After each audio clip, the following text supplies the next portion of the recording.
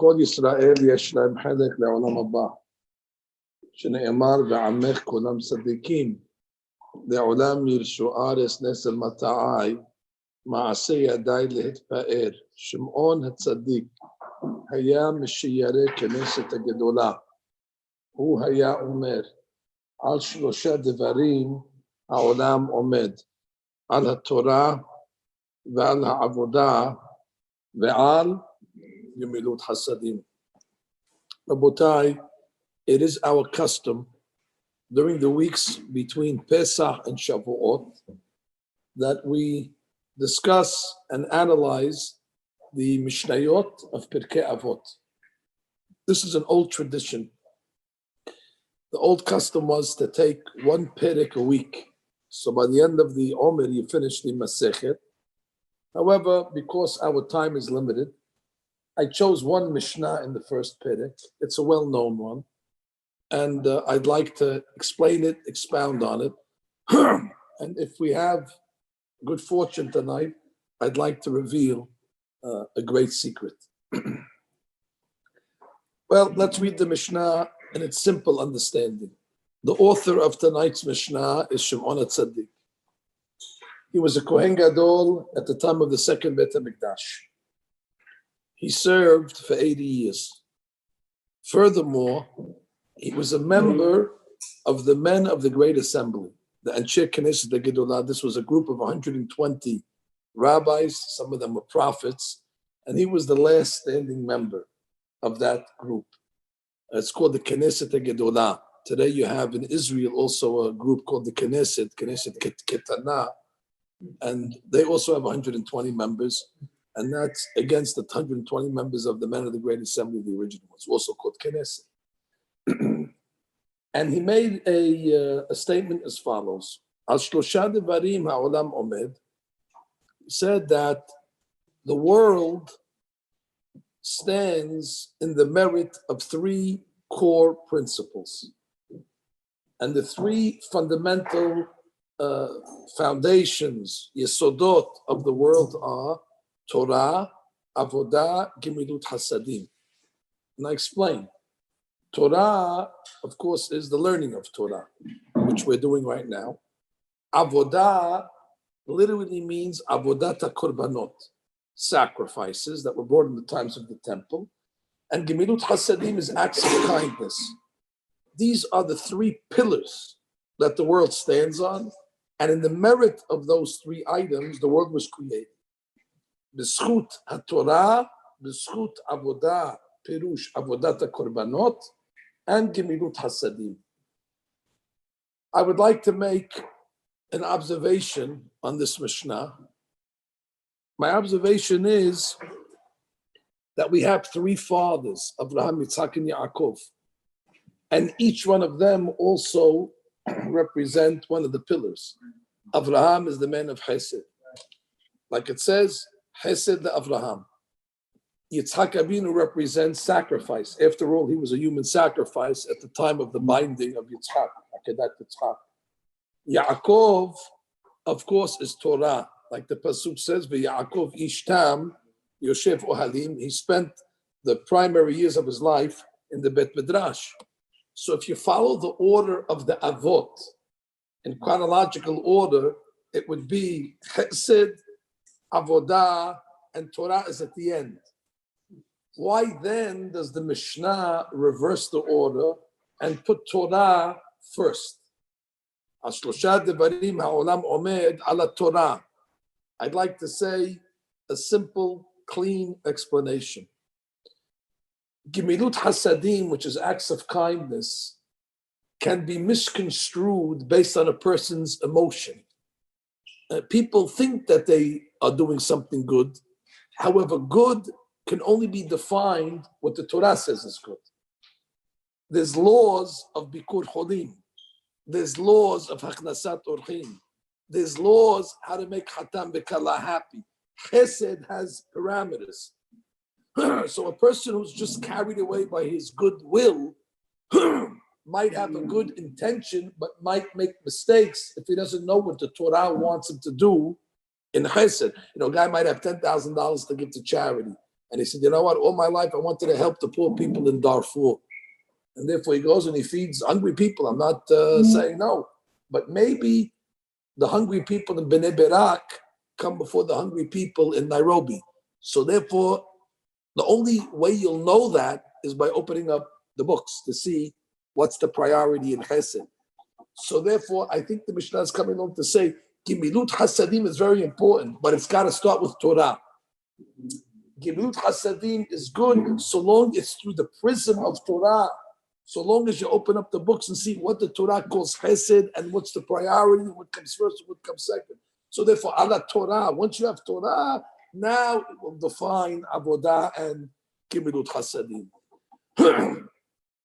With your permission, Abotai, I would like to make one more small observation on the Mishnah. I did not come to say these things. Consider this a bonus. This is just opening to whet the appetite. I will let you know when we start the main event. I made a observation. The Mishnah uses the word Ashloshat Dabrim Haolam Omed. Omed means stands. In Hebrew, there's another word that's called holech. Holech means something that moves. Everything in this world, when it comes to science, when it comes to medicine, clearly when it comes to technology, these things are always moving. They're always changing. Last year's technology, forget about it. Yesterday's technology is already outdated. These things move very quickly. Science always is updating and changing their theories, going further, making amendments. The world is always holech. It's always advancing. However, make no mistake about it. Our Torah is not holech. The Torah is omed. The Torah is something that is a permanent. It's a fixture. It's something that stands permanently and does not lend itself to amendment, to change, to upgrade. There's no such thing as Torah 2.0. Our Torah already, the way it was given at Sinai, is the same book. Al-Shloshat Devarim, there's only three things in the world that remain constant. They're omed. It's the same book. And heaven forbid that somebody will come along like the reformers, and they come along and say, well, listen, the book needs to be modernized. The book needs to be upgraded. It's not relevant anymore. It's got to stay current. So what do? They delete things that in their mind are not politically correct, things that offend them, things that they feel don't apply to the modern society. And therefore they start to pull out the binding from the book. Now, the problem is once you pull the binding out of the book, not only one page falls out, but all the pages fall out. The whole book falls apart. And therefore, the only credit I give them is the fact that they're honest, that they call themselves reformers. They don't hide what they're doing. At least they tell us clearly, we came to reform. They don't hide their agenda. The conservative hide their agenda. They use a different term, but the reformers, hey, listen, we came to change it. Only problem is, once you let the cat out of the bag, you can't put it back in. And therefore, Torah remains the same as it was. Now, some of you might be questioning that and say, but Rabbi, there's so many modern phenomenon now. Doesn't Torah have to, move with the times? Well, I have good news for you. Since the Torah is the blueprint of creation, any modern phenomenon will have its solution in the blueprint. It's all there. And I have never seen a legitimate, posek, great rabbi that was asked a modern day question and answered, well, the Torah doesn't talk about this. No, every question that was posed, whether it's a question on fertility, which is a modern issue, whether it's a question on technology, which these are modern issues, DNA, which is modern, and the Torah has got all the answers to all these questions. So therefore, there's no need to upgrade the Torah. People think that the Torah is regressive. I will argue, actually, it's progressive. They once asked a very great heart doctor, Reb Shach, asked him this question. You're a great heart doctor. If you could make one upgrade to the heart, what would you do? He said, I wouldn't do nothing. I wouldn't touch it. It's perfect the way it is. The rabbi then said, what type of car do you drive? He said, a Mercedes. he said, and what type of car did you drive before this Mercedes? And also another Mercedes. He said, and the one before that. Also, he says, why do you keep on getting the same car? He said, no, it's never the same car. Every year, Mercedes upgrades. They make it more sleek. They make it more sharp, more, more buttons, more technology. And next year, next year, I'll get another Mercedes. I don't understand. He says, how come Mercedes keeps on making their car better? And the heart, you're telling me, can't get better. So the doctor, who's a God-fearing man, said, Mercedes is made by humans. Humans can make something good, but they can't make it perfect. The heart was created by God. When God makes something, he does it once, he makes it perfect, and there's no need to upgrade. Rav Shach then told him, good, you're correct. God also wrote the Torah. The same one that created the human heart, he also wrote the book. And the book does not need to be upgraded. When God writes the book, he writes it once, it's omed, it stands the test of time, it's perfect, and there's no need to tinker with it. On the contrary, the doctor said, anything you do to the heart will compromise it. We say the same thing when it comes to the Torah. Anything that you change and delete and amend from the Torah, the United States Constitution has amendments for good reason, because it's a synthetic document. That document, as holy as you think it is, was drafted by humans. Humans could write a good document, they can't write a perfect document. But the Torah, which is drafted by God Almighty, he does it once, and it's perfect, and therefore there's no need to make any corrections. So, Rabotai, with that introduction, now I'd like to begin the main part of what we came to do here tonight. First, I'm going to take a sip of coffee. Okay, I'm done. Now we're going to begin. I made the following observation on the Mishnah. Do all three pillars still exist in our time today? Well, we have Torah, we have yeshivas, we have rabbis in the kollel studying. You gentlemen are holding up this town over here, Ashlechem, you come and study Torah in the middle of the night. Gimilut Hasadim, there's nobody, especially our great community, that champions acts of charity and kindness and to all sorts, to all levels. So Gimilut Hasadim in Torah, for sure. However, we have to be honest, there is no avodah today, if avodah means avodat korbanot. We don't have a temple. There is no sacrifices.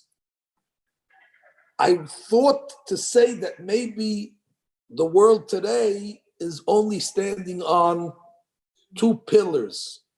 To my amazement, I saw that the Gaon Vilna actually says that. He says today that there's no avodat korbanot. The world only has two pillars, Torah and Gemilut Hasadim, and he proves it. He proves it from a Gemara in Berachot that says, or Sanhedrin that says, they asked Rabbi Azar once, what should a person do to save himself from the birth pains of Mashiach? It seems at the end of time, which we're living now, when Mashiach is going to be coming through the birthing canal, it's going to be a painful time.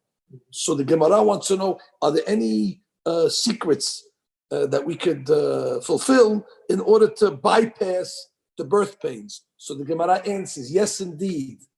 Ya'asok b'Torah u'b'gimilut hasadim. Torah and Chesed. So the Gaon said, what happened to Avodah? It's because there's no Avodah today. And therefore, at the end of time, you're just going to have to focus on these two items. Now, I thought that is a tremendous hadush to come along and say that there's no Avodah. However, I brought a remez to the Gaon of Vilna that is correct. Because if you look in the Sidur, in the Sidur, we have a special blessing. The blessing is called the blessing of Ritzeh. And over there we say, Ritzeh Hashem Elokeinu ba'amecha Yisrael, v'yirtatam she'eh, v'hashev ha'avodah lidbir betecha. We're telling God, return it. That implies that we don't have it. We're asking God, return the avodah. Now, I have to be honest. When we were young, they told us that prayer is the substitute today for avodah. After all, the source for prayer in the Torah comes from the pasuk Obdo bechol levavchem. Therefore, tefillah is referred to avodah, but obviously the Gaon of Vilna, he knew that. He said, "Yeah, that's a quasi, but it's not the real avodah that the Mishnah was talking about." And the tefillah that we say also seems to say Hashem avodah. What do you mean Hashem? We have it. No. We have tefillah, which is a great item, but avodah in its pure form, we don't have. Therefore, the Amidah says Hashem avodah. So I want to give you the skeleton of how I came to these Pedushim. So I said to myself, if we're talking about avodah, that's what we came to talk about tonight. The second part of the Mishnah, avodah. God willing, in future classes, we'll talk about Torah and Gemilut Hasadim. Tonight, being that I'm the moderator, I get to decide which part of the Mishnah I want to focus on. And I decided to focus on avodah. That being said, the best place to analyze it would be this beracha. This is the beracha of avodah. So I went to it, and I read it like this. I'm giving you a kavanah now. Return the avodah. What does that imply? We don't have avodah. We're asking God, return it. What I guess that means, bring us back to temple, bring us back to Kohanim, bring us back to Leviim, bring us back to Mizbeach, bring us back to Sak, or whatever comes with it. And then what's the next line? Oh, now I'm glad, Salo, you're a good man, that you gave me this siddur tonight because I get to use it. I get to read the English as well. Because these are hard words. The Ishei Yisrael and the Ishei Yisrael, whatever that is, utfilatam and their prayers, I know what that is. Mehera be'abat tekabel b'ratzon. Please accept them quickly, and they should find favor. What is Ishei Yisrael? I read the English. The fire offerings of Israel. Isher coming from the word ish. And I scratch my head and say, hold it, you just told me that we don't have avodah. So we don't have fire offerings. You just conceded that avodah doesn't exist. We're asking, avodah. That means if there's no avodah, there's no Isher Yisrael. And then in the same breath, you come along and you tell me the Isher Yisrael and the fire offerings of Israel, except. I believe that this is a very strong question. I remember when I was in 8th grade in Magen David Yeshiva, 50th Avenue P. Acham Baruch Alav Shalom, the founding rabbi of this synagogue, was my rabbi. And I knew that we were fulfilling a moment in history, being a student of that rabbi. Even though I was young, I was 12 or 13 years old, but I knew that this was a very special moment in the history of my life, hearing Divrei Torah from this man. So I took whatever he said very to heart. That's why I remember a lot of the things that he said. I even documented a lot. It's amazing. 13 years old, you could have some insight to know that this is a rare event that you should take advantage of. Anyway, he raised that question to us in 8th grade, and he gave a resolution. It's a clever resolution. I don't know if all the Siddurim agree with it, but the rabbi said it all depends where you put the comma. So he would read it like this. V'hashev ha'avodah lebir betecha ve'ishei Yisrael. Comma. Utme'tfilatam me'era ba'abat kabel b'ratzon. He put Ishei Yisrael, connecting it to V'hashev ha'avodah. Return the avodah and the fires of Israel. Comma. And the prayers except. So the comma was able to divide it and put Ishei Yisrael in the beginning of the statement and utfilatam at the end. Clever. If you look at most of our Siddurim, however, they don't put the comma there. They have it like I read it to you initially. והשב בעבודה לדביר ביתך, כמה, ואישי ישראל ותפילתם מרב הבא תקבל ברצון. If that's the case, we're back to the question. So far, so good, Rabotai. So, to my delight, I found a sefer called The Tour, exhibit number 1. The Tour was one of the Rishonim, Rabbeinu Yaakov Baal HaTurim, the son of the great Rabbi called Rosh, Rabbeinu Asher. He wrote a halachic encyclopedia called Arba'at Turim. And when he discusses the laws of the Amidah, this is advice now, he gives you a free translation to each Berachah of the Amidah.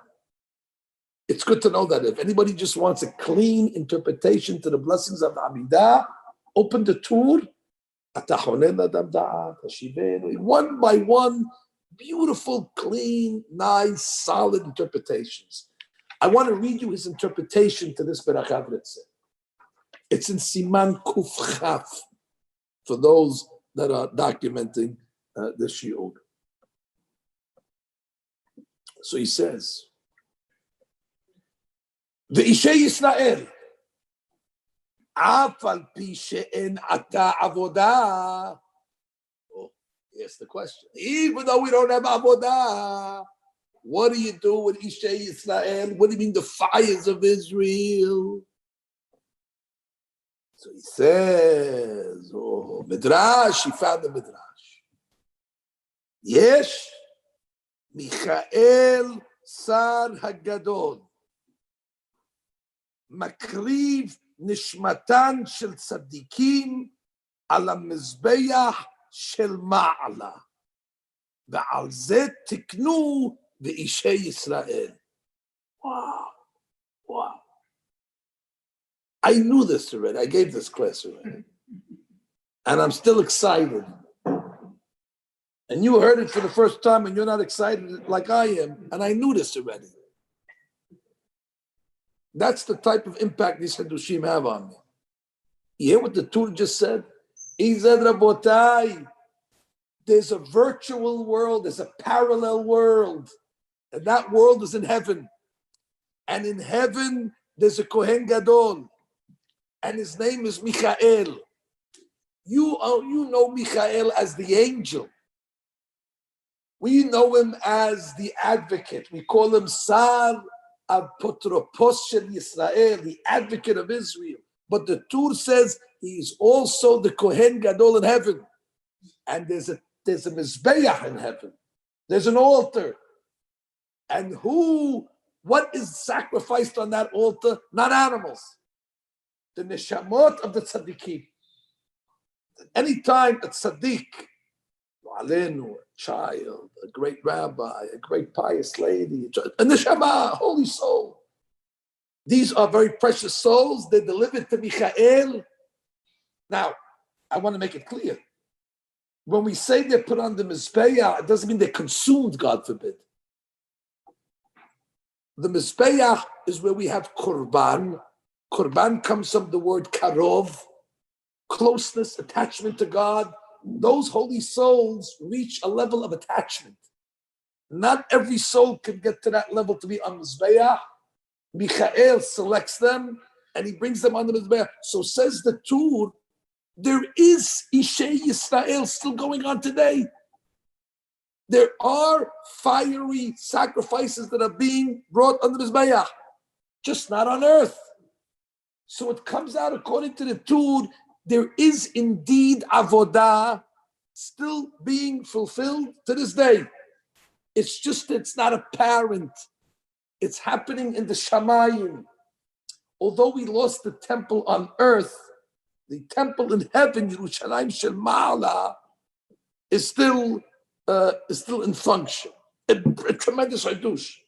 Says the Bet Yosef. He gives makes it a drop sharper for us. He says, the Ishei Yisrael,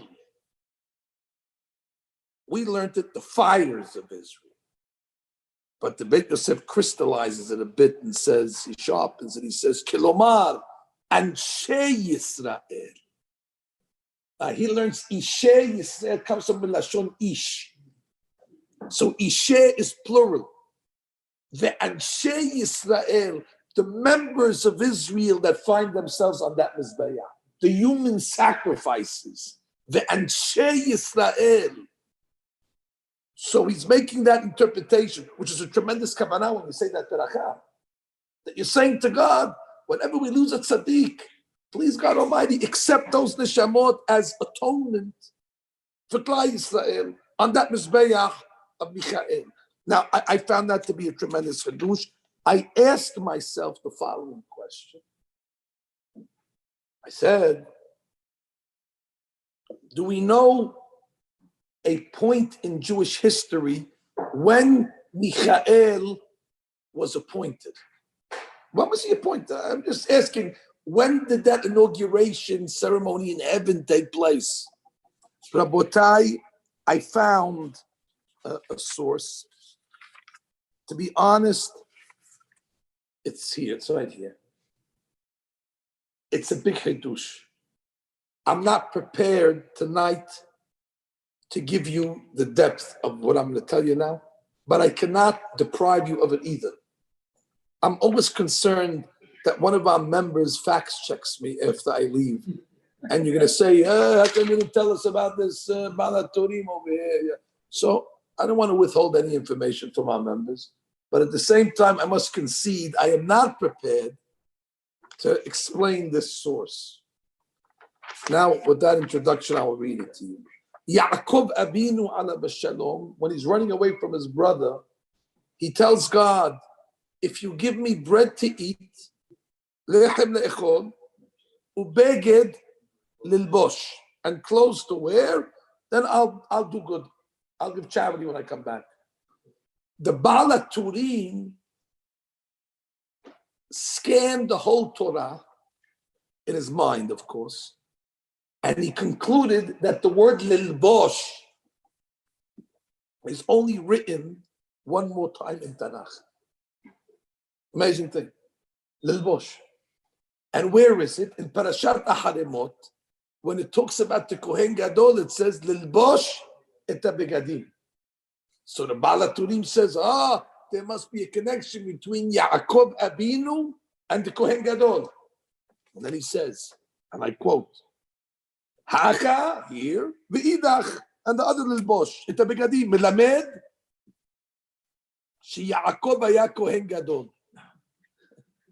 Okay, I accept. Yaakov is a Kohen Gadol. And he quotes a Midrash. Kadosh Baruch Hu Amar leMichael. Kadosh Baruch Hu tells the angel Michael, Ata asita Yaakov Kohen Gadol sheli ba'almum. You made him blemished. You remember when he had the fight with the angel? And you remember he walked away with a dislocated hip? That rendered Yaakov unfit to serve as a Kohen Gadol. So God tells Michael, it's your fault.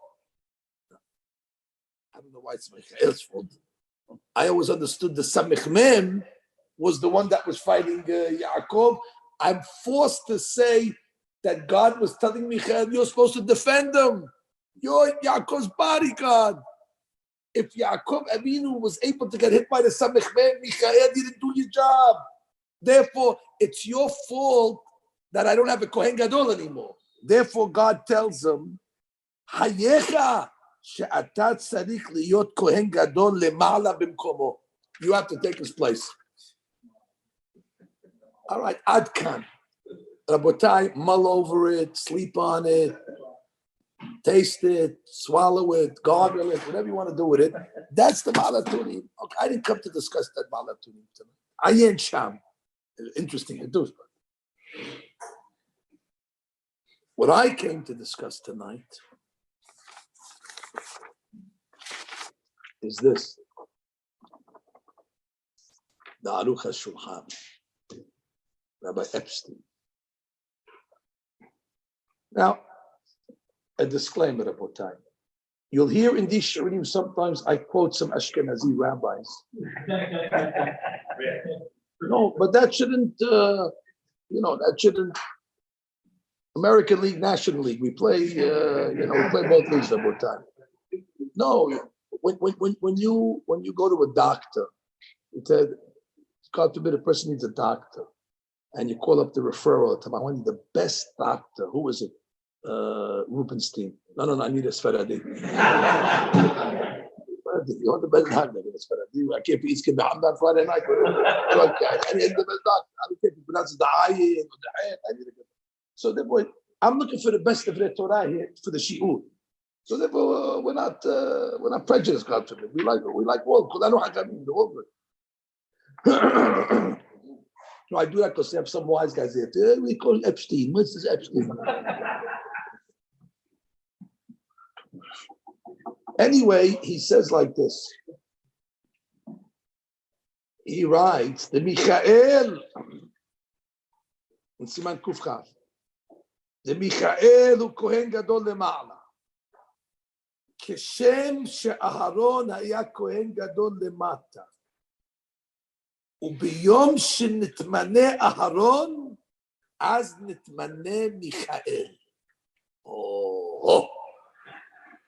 The Aruch HaShulchan says, no, when Michael was inaugurated, on the same day that the Kohen Gadol on earth was nominated. It was a double ceremony. In this week's parasha, we read Parashat Shemini. On the 8th day, what did they do? They nominated Aharon HaKohen to be the first Kohen Gadol to serve. Says the Aruch HaShulchan, simultaneously, split screen.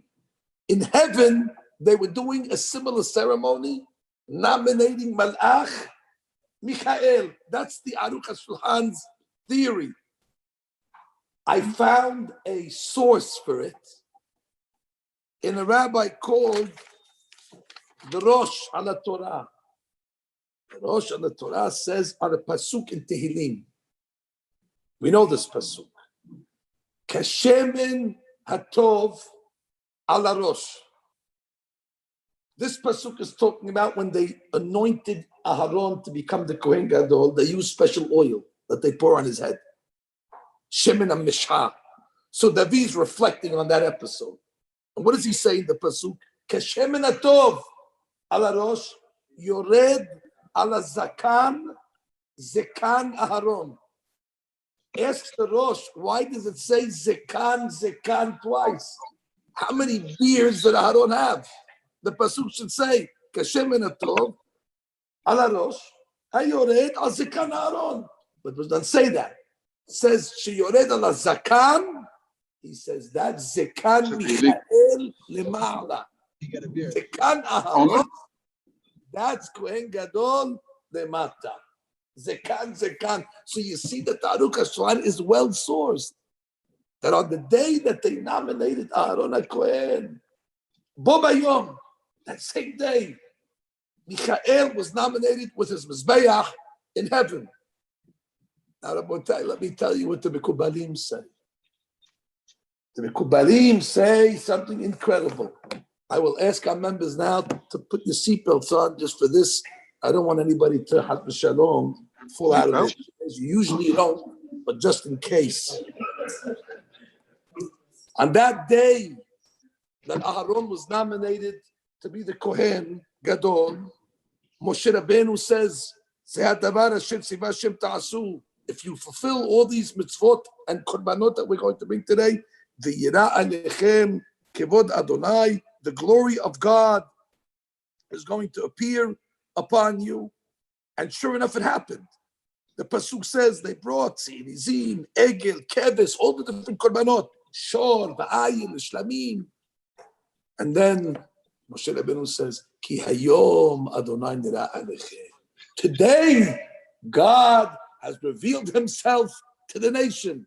Says the Mekubalim, Ki hayom. Today something happened, act of God. Ki hayom Adonai. Hashem did something. What did he do? Nir'ah alechem. Nir'ah is otiyot Aharon. Alechem otiyot Michael. God says, Ki hayom. Hashem nir'ah alechem. There's two Kohanim. the Kohen that's nir'ah, that you could see, that's Aharon. And then there's Alechem. That's the Kohen Gadol in heaven, Alechem Otiyot Michael. So the text itself supports this inyan of the two Kohanim. Oh. Once we already reach that, Rabotai, we get to the next point. This answers such a strong question, this concept. We have a klal, Rabotai, we have a klal. Somebody? The klal is that we have to mute our members. That's the klal. That's the first klal. We have to mute them. I like to interrupt. And the second klal is that anytime you have a mizbeach, you must bring inaugural sacrifices on the mizbeach. That's what inaugurates a mizbeach.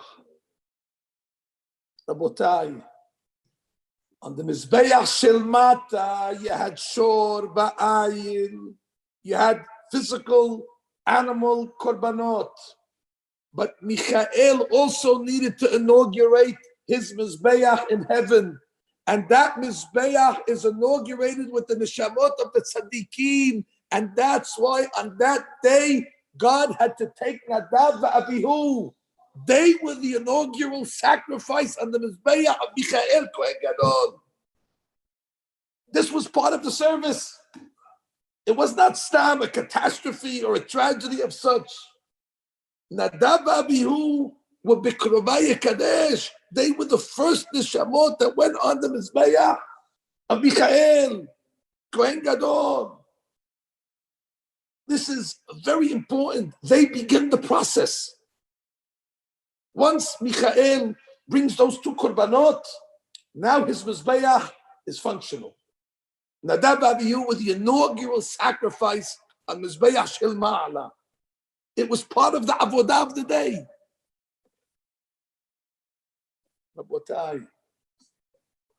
Now we get to some Syrian minhag, to throw in Syrian pride.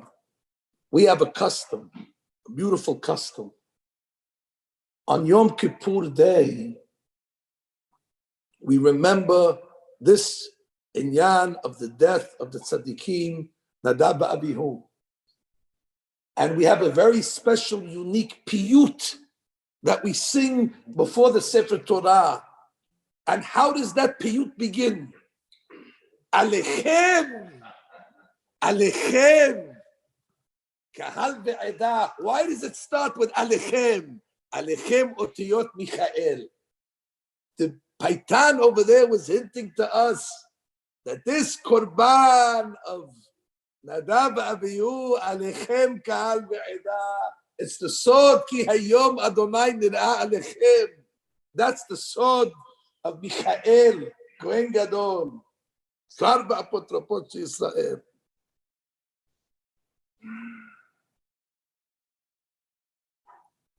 There's a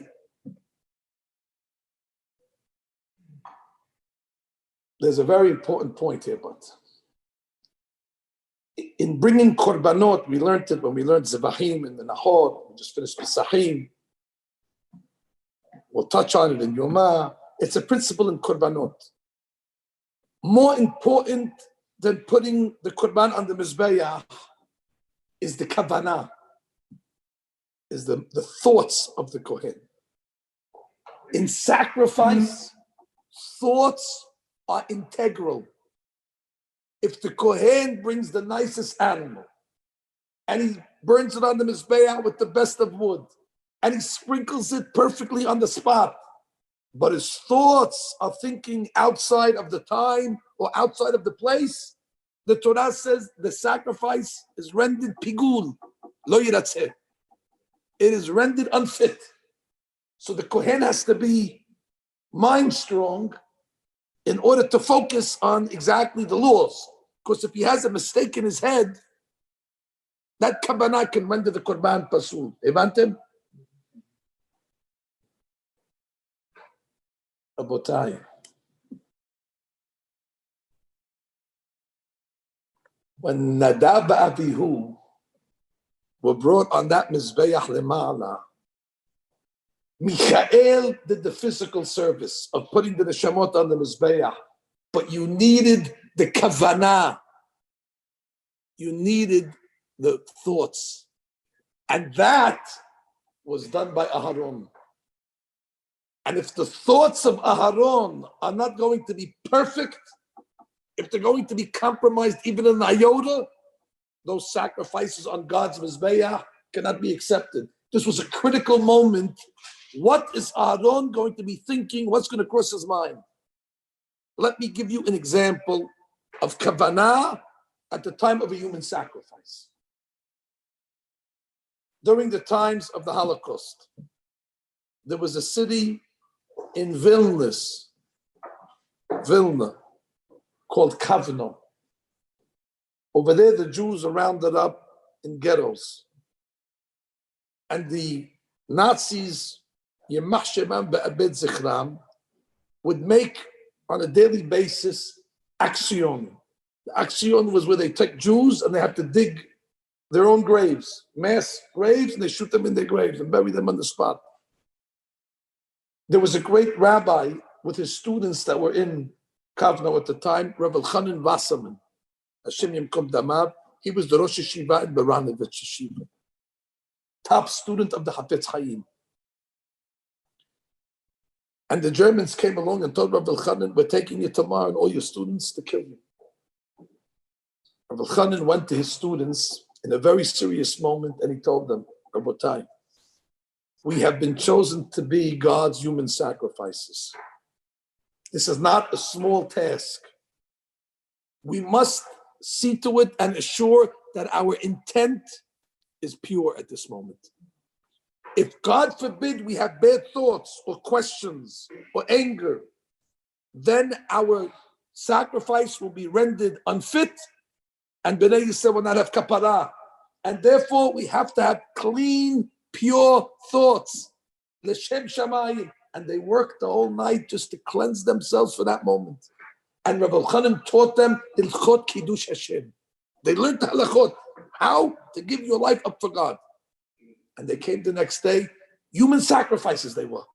And the Nazis were humiliating them and intimidating them. And these tzaddikim are just thinking mind strong. Hashem knows what he's doing. This is all from Hashem. Let us give our souls back to God on the Mizbeach of Michael. Let us be kapara. Rav Elchanan said, if we do it right, the Torah will continue to perpetuate in America. And those great tzaddikim, they were in like a trance. Their mind was in the heavens. And they got killed, and they died. Al Kiddush Hashem, Hashem Yimkom Damam, God should avenge their blood. You know what type of headstrong you have to have? What type of kavanah? And now Michael is bringing the korban. But he looks down. He looks down and he says, what's Aharon thinking? It's all his kavanah. And all of a sudden the pasuk surprises all of us. He lost 2 gems on the happiest day of his life. These are the pride and joy of a father to lose 2 of them like that, snuffed out in a second. And Aharon knows his kavanah is key. And the pasuk says, Vayidom. Vayidom Aharon. Make no mistake, Rabotai. Vayidom is not a passive reaction. That is an active reaction. That's an active silence. That's a control to not let the mind wander and not let the mind question. He controlled his thoughts.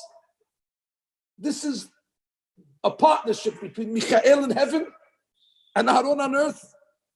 Ki hayom Hashem nir'ah alechem. It was a combination nir'ah alechem. And the Korban was accepted. Now, that Rabbi was pure on the account of the hard work of Aharon. Michael had the easy job. The real credit is Aharon's kavanah. That's the Kobanim understand it. The kavanah b'yidom. Oh. This week we had the Yom HaShoah,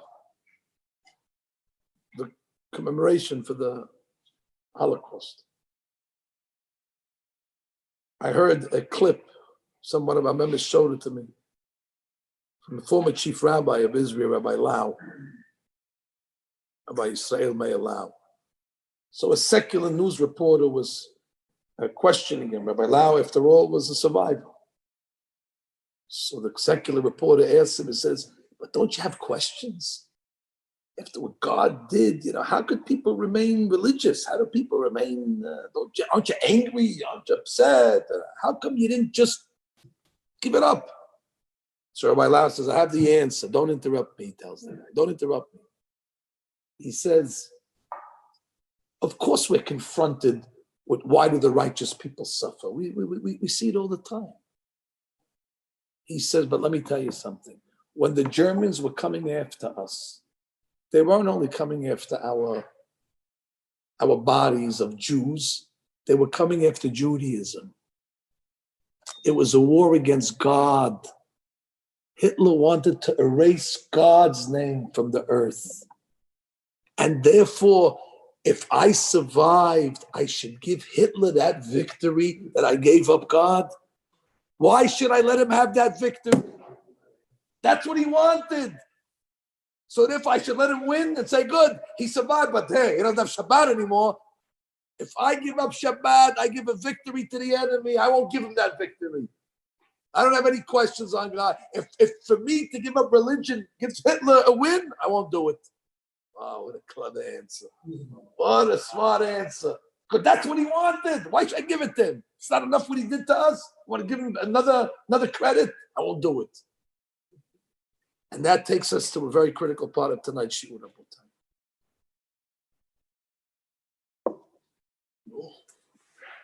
Very critical part of tonight's shiur. Rabotai.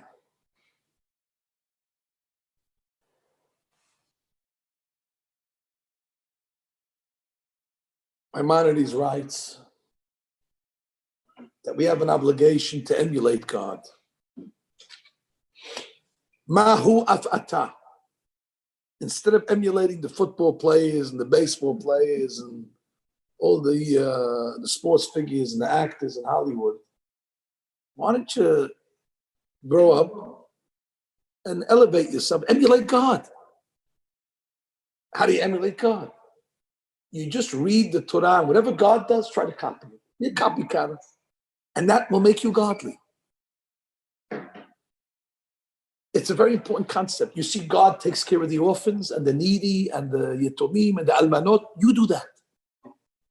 God feeds the hungry. You do that. You'll be godly. Adam Arishon, he needed clothes. God gave him clothes. So the next time you have some extra clothes, give it to the poor people. Only problem is you give your winter clothes to the poor people in the summer. What is the ani going to do with a fur coat in July?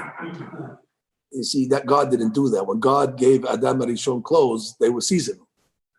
So therefore, when you give clothes to the poor person, do it like God does. Don't give them your old clothes in the wrong season. Emulate God. But now I'm going to tell you one of the hardest ways to emulate God, but we have to do it. It's part of our calling. Because God does this too. There's a pasuk. Rabotai. The pasuk is telling us about our God. The pasuk says, Mi chamocha ba'elim Adonai. Explain. Mi chamocha. Who is like you, God? You know what you are? Elim. Simply Elim means you're strong. Eleh ha'aretz, the powerful. Look at Borei Olam. Anybody powerful like Borei Olam? You see these volcanoes, they start to gurgle a little. The lava starts to come up. You see all the people start running because they know if it starts to spew out a power of God. And then he takes a little bug and he goes and he shuts the whole world down with the pandemic. Who's like God? From the biggest volcanoes, the earthquakes, to the smallest bacteria. Nobody has power like God. God could shut down the whole world. Comes the Midrash and says, don't only read the word Elim, but you could also read it Illebim. You know what ilem means? To be mute. Who is like God that he's silent? God is mute. What does it mean? You know, we always talk about having questions. Why do the righteous suffer? You know, we always think it's injustice. It's not fair. Why does the good guy get the short end of the stick? Why do good people get dealt a bad hand? Why, that's an old question. Sadiq Viralo. But we never think of a very strong example of Sadiq Viralo. I don't want to say it in those words, but Kivyachol, you know who also is a victim? I don't want to say that word victim, but who also endures that phenomenon of Sadiq Viralo? God himself. God is the ultimate Sadiq. Is God not the ultimate Sadiq? And half the world denies his existence. Is that not Sadiq Viralo? And the other half that agrees that he exists denies his precepts, his laws. But I give them everything. I give them life. I give them the sun. I give them oxygen. I give them food. I'm the tzaddik. And what do I get back? They spit on me. Whole country of China, atheists.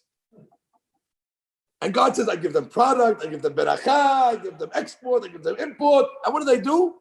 Who's God? Who's God? And what's God's reaction to that? It's quiet. How you doing? Unbelievable. But Allah can destroy them in a second. But Allah in 1 second, as we see what he did this year, in a second he can destroy them. He says, why am I quiet? I could destroy them and I could finish them in a nanosecond. But why do I do it? Because I want my children to learn from me. Mahu afata. That when you see things that are injustice and things that don't make sense to you, be like God. Remain silent. Don't ask. You understand what the yesod of here is? God's saying, I want you to be like me. You're going to see things that you're going to bog your mind. Why are you doing this shit? Why is this happening? God says, hey, I also have questions, by the way. Why do you do this to me? But you see, I keep quiet. I don't have to keep quiet. I keep quiet to teach you a lesson. And what does King David say about the Jewish people? Mizmor de David, Havul Adonai b'nei Elim. We are b'nei Elim. That's what David HaMelech says. You have to be b'nei Elim, b'nei Elimim. B'nei Elimim means you have to accept. You have to accept without question, without skepticism, without cynicism, without anger, without bitterness. Not easy, by the way. This is a derash. It's easy to say. We shouldn't be tested. Avud Hashem b'nei Elimim.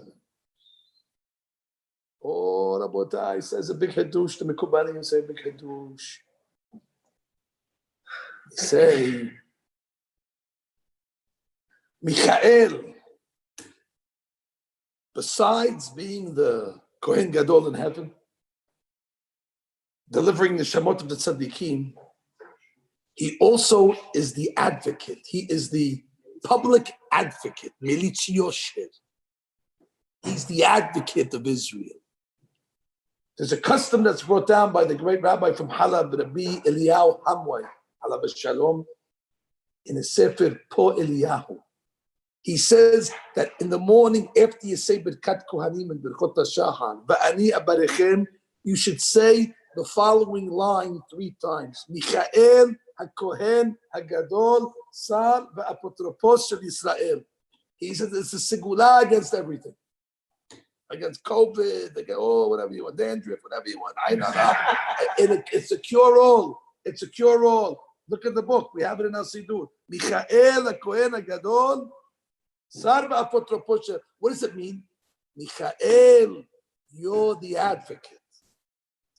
And now I came to tell you tonight, what is his advocacy? What does he say? An advocate has to defend us. I'd like to know what the lawyer is going to say about me because I want to make sure that I'm doing it so he can say it. Meaning, if we have a defender, the lawyer says, listen, this is my case. I'm going to tell the judge this. Don't make me look bad. If I'm going to defend you, at least make believe that you believe in what I'm saying so I can defend you. So I'd like to know what he's saying to make sure that we're doing it. Understand my thinking? You know what he says to Borei Olam? He comes to Borei Olam and he says, look what the Klal Yisrael has been going through for the past 2,000 years. Look what you put them through. What didn't you put them through? Look how many pogroms, and look how many Holocausts and Inquisition, butchering, slaughtering, pillaging, looting, Cossacks. Look what you did to 2,000 years. No nation has been more persecuted when Menachem Begin met Jimmy Carter. Menachem Begin, alav shalom. Carter, he met with him in the White House. So Carter says to Begin, he says, the Germans, they tertiated us in the Holocaust. Carter says, well, there's no word tertiate. What kind of word? You're making up words. What kind of word is that? So Begin says, let me explain to you, Mr. Carter. He says, you know what the word decimate means? Decimate is to kill 1 in 10. He says, the Germans didn't decimate us. They tertiated us. They killed 1/3 of our people. Now you know what tertiate means? Michael, Kohen Gadol, comes to God and says, and with all that, they still came to class on Monday night in Lawrence Avenue. With all that, they didn't forget you. With all that, they still go to shul every morning and say, Shema Yisrael, they didn't leave you. What kind of nation gets so slammed and so hit and so beaten and still comes back? That's his advocacy. They accept. With all that they went through, with all the public national tragedy, and with all the personal stuff that Klal Yisrael endures. And what do? Itkadal, Shemer Rabba, may the name of God be exalted. What? Mikael says, you can't shake these people. No matter what you do, they're still by you. Listen, they might not be the smartest in learning. They might not have the best Kabbalah Tefillah. They might not know every word in the book. But they're there. They didn't leave you. They accepted. That's the greatest shevach of Klal Yisrael. B'chol zot lo shekahanucha. With all that we've endured, we're still here. We still showed up. We still believe in God. And if somebody will come to us and ask us to deny God, we'll give our life before we give away God. Because if they give their life after what you did to them, they're still going to defend you. They'll take a bullet for you. That's the biggest advocacy. How do I know, Rabotai, that that's the claim that Michael is going to have? His claim for us is going to, not a claim, his defense is that what? They're silent. I need to explain to you very, very sharp now, very clear. This is a big hadush I'm saying. Hope I could say it correctly without compromising the translation.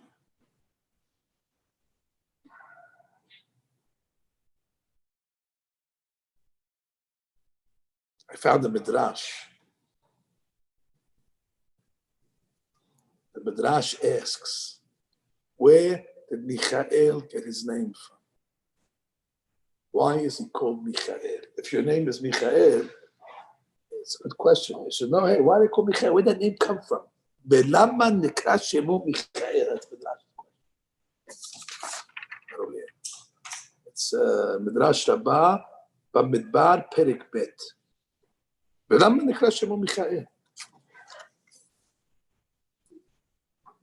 So he says that when the Jewish people were coming out of Mitzrayim, and they were at Yamsu, Michael all of a sudden broke out in a solo. We got a solo. And what did he say? Mi chamocha ba'elim Adonai. He was the first one to say, Mi chamocha. Who was like you, God, that you could remain silent?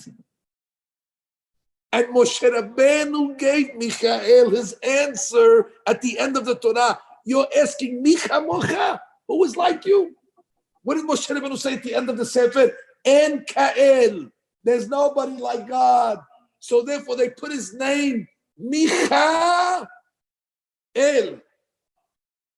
That means Michael's name is his essence, because that's his advocacy. He comes along and says, the Jews are quiet, they accept. Michael is that Yesod. He's named after that Midah of Hashem. And why did he get that name? Who infused Michael with that? Vayidom Aharon. On that moment when Aharon kept quiet, he infuses. You know when they say when a person does mitzvah, he creates a malach? When Aharon did Vayidom, he creates that concept of malach Michael. The ability of accepting, and that becomes Michael's defense. So you know what that Vayidom Aharon did for us? That Vayidom Aharon was not only a benefit for Aharon, that Vayidom Aharon infuses Michael with that koach. It infuses Klal Yisrael, Bnei Elim. Michael will come along like his name. And he says, Mi chamocha ba'elim. You know who's like you? Bnei Elim, the Jewish people are like you. Tzadik v'ra'alo. B'chol zot, lo shekahanucha. You can't get rid of them. They're stubborn. Am kishe oref. They keep on coming back for more. If that's the case, you now understand what it says in the Navi. And we'll conclude with this. The book of Daniel, chapter 12. The first pasuk gives us a premonition of what's going to happen on the day that Mashiach comes. I'd like to read you that pasuk right now. Daniel chapter 12, 1. Uba'etahi. At that time, when the Mashiach is about to come, Ya'amod Michael Hasar Hagadol. Michael, the Sar Hagadol, the great advocate. Ha'omed al bnei amecha. Now you understand why on Yom Kippur, at the most critical time of Ne'ilah, we don't know what to tell God anymore. We can't come with merit, because our merits what's our merits? So we come along and say, Michael, Sariev, Michael, we came to Shul Kippur, we're here, that's enough. We showed up, that should be enough. After all we went through, don't judge us on our deeds, that we prayed, that we don't know what we're doing, but all we know is what? We said Hashem Elohim 7 times, we said Shema Yisrael, we didn't take over Talet all day, nobody ate in Shul, give us credit for something. Michael. At the critical moment of Ne'ilah, we call on the defense lawyer. Michael, that's summoning him to the court during Ne'ilah. Michael, Michael, handle it. And he comes along to God on Yom Kippur at Ne'ilah. What does he say? They showed up. They're not questioning. They're making vidui after all that. And then it says, when Mashiach comes, Uba'etahi ya'amod Michael Hasar Hagadol. Ha'omed al bnei amecha, b'hayeta et sarah. The end of time is going to be et sarah. It's going to be a difficult time. Asher lo nihiyata, unprecedented. Nihiyot goy ada'etai, unprecedented from the beginning of our nation to that time. But uba'etahi yimalet amecha. But in the merit of Michael's advocacy, yimalet amecha. The nation is going to, so we just have to hold on, Rabotai. You just have to hold on. Now's not the time to let go of the rope. What all that Christ is going to is hold on a little tight, and whoever stays on to the rope and you make it to the finish line, Michael says he's here, finished, he's one of us. And therefore we go back to the beginning of our Mishnah. Beginning of tonight's lesson in Pirkei Avot. After all, this was a Pirkei Avot shiur. He said, Shimon HaTzadik hayam mishiyarei knesset gedolah. What did he say? Al shlosha dvar olam omed. Ala Torah va'ala avodah. And my question was, why did he put Torah first? If it's going with Avraham, Yitzhak, and Yaakov, Yaakov, who represents Torah, is the third spot. But the explanation is because the Mishnah wanted you to understand avodah. And the only way to understand avodah is you need to study Torah first. Ki Adonai nir'a alechem, it's a pasuk in the Torah. You needed to understand that sod of Aharon and Michael that you only learn for Parashat Shemini. Once you start to learn Torah, then you'll realize that even Avodah applies Bizman Hazeh. Maybe not on earth, but like we say in the Tefillah, V'ishei Yisrael, like the Beit Yosef said, V'anshei Yisrael, the fires of Israel, which is the human fires of Israel that are on that Mizbeach. We say, Tekabel beratzon, accept it. And then Be'ezat Hashem, Michael will come down and he will serve like Aharon served on earth by Yidom, and he will come along and say to God, Havula Hashem b'nei Edim, they're like you, God.